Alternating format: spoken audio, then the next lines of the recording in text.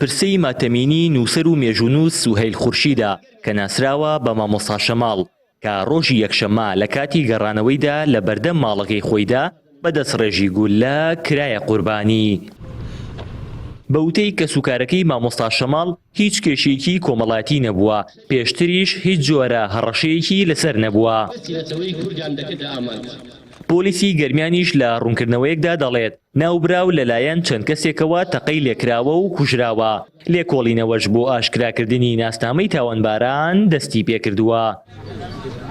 لای خۆیەوە هاوڕێکی مامۆستا شەماڵیش چەند وێستگەیەکی ژیانی بۆ پەیام باز دەکات.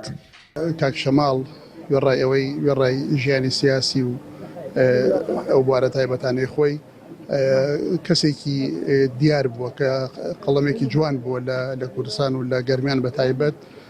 کۆمەڵە بەرهەمی جوانی هەبووە، کۆمەڵی پرۆژەی جوانی هەبووە. ئەو بەرهەمانی کە ئەو کاری لەسەر کردووە ئەتوانم بڵێم لە بەرهەمە دانسەکان و بەرهەمە تایبەتەکان بووە.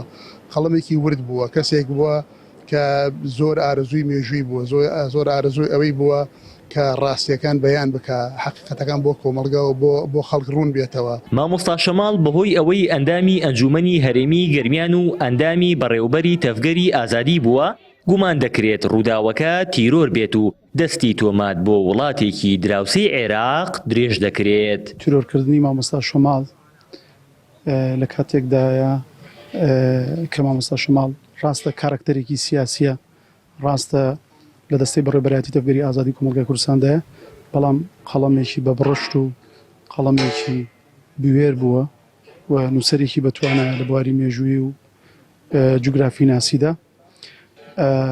ئەوەی کە من دەمەوێت قسەی لەسەر بکەم ئەوەیە تەوقیت و شوێنی تیرۆرکردنەکە کۆمەڵێک پەیامگەلی لە خۆیدا هەڵگرتووە. ئێمە بەر لە هەرشت پێمان دەڵێت کە تیرۆر هاتۆتە ناو ماڵی هەموو ئازادی خواز و نیشتمان پەروەرێک. سوهەیل خورشید ناسراو بە مامۆستا شەماڵ فەرمانبەری بەڕێوەبەرایەتی کشتوکاڵی کفری بوو. جگەلەوە دەستێکی باڵای لە نووسینەوەی مێژووی کورد و ناوچەکەدا هەبووە.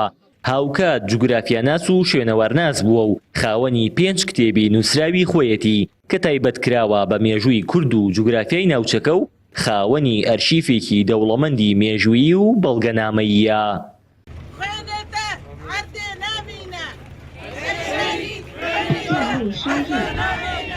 هاوەر محەممەد، کەناڵی ئاسمانی پەیام، گەرمیان.